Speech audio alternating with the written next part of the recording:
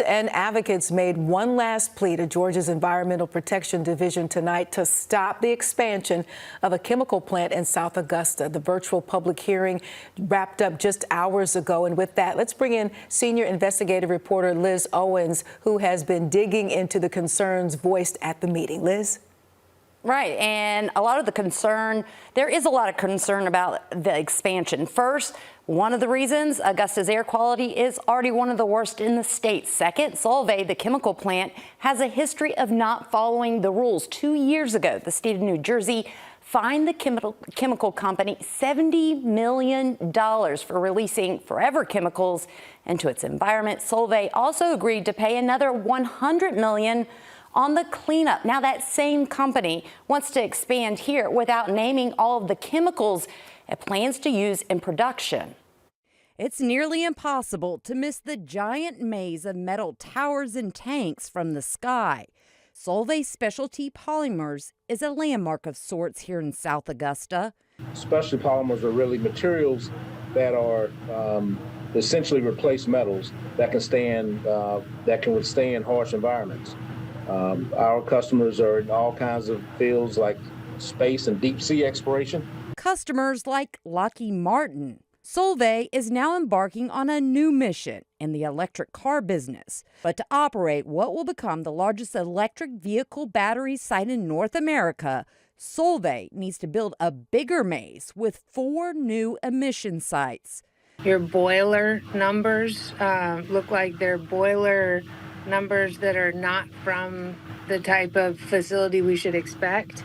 And I think those emission numbers are off. So it kind of seems like a lot of this permit, the numbers don't add up. Tanya spoke not only as the Savannah Riverkeeper at the virtual public hearing, but as a concerned citizen and a concerned mother.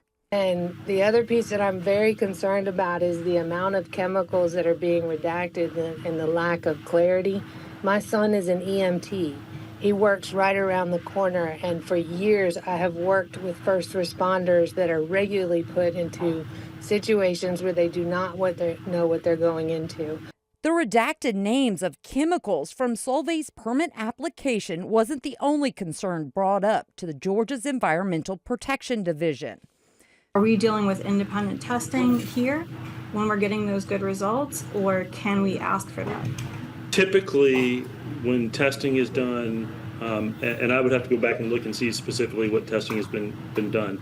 Typically, what testing is done is it is done by the facility. It's their permit. It's done by the facility.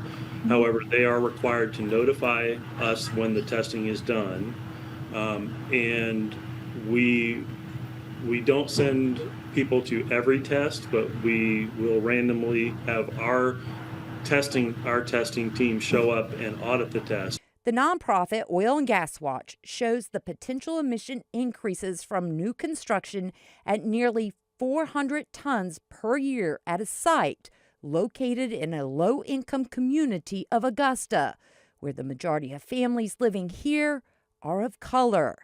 The EPA shows this alert for Solvay: potential environmental justice concerns.